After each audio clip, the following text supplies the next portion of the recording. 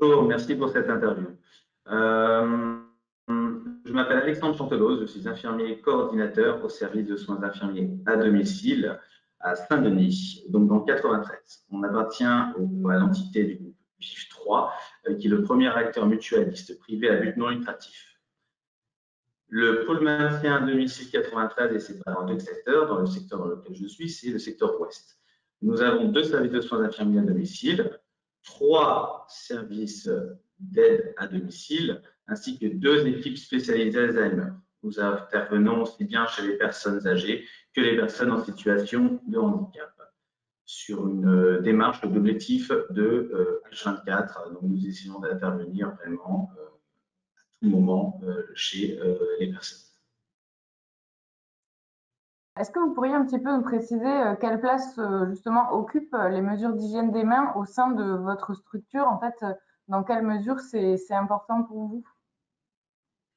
L'hygiène du main a une place prépondérante au sein de notre établissement. Effectivement, nous avons les mêmes exigences que le secteur sanitaire, que ce soit pour les aides à domicile, aides-soignants, infirmiers ou tout le personnel qui travaille au pôle maintien à domicile.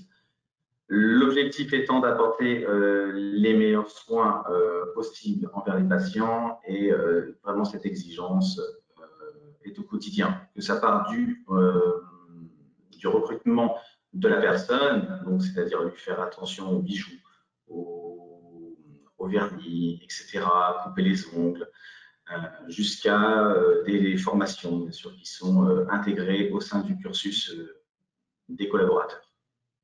Vous avez donc participé à la campagne du REPIES, donc 5 mai 2020, et vous avez été tiré au sort. Est-ce que vous pourriez nous parler donc un petit peu de cette participation? Qu'est-ce que ça représente pour vous? Cette participation représente notamment la reconnaissance des soignants et des personnes d'aide à domicile qui travaillent au sein de la structure. L'objectif étant d'avoir une prise de conscience commune que l'hygiène des mains apporte au quotidien des personnes et de l'exporter au domicile des patients et de former notamment les personnes à leur domicile. Par rapport à votre participation, donc vous avez mobilisé toutes vos équipes et vous nous avez précisé que vous avez mis en place des axes d'amélioration particuliers suite à l'utilisation donc de la boîte à outils hygiène des mains. Est-ce que vous pourriez nous parler un petit peu de ces axes d'amélioration? Oui, tout à fait. Alors tout d'abord, nous avons mis en place des protocoles suite à l'apparition notamment du Covid.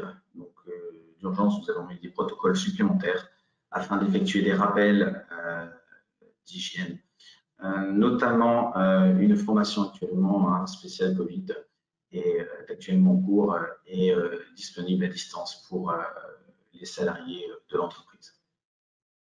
Si vous aviez un message à faire passer justement aux établissements qui souhaitent mettre en place des mesures d'hygiène, de prévention, est-ce que vous auriez un conseil à leur donner?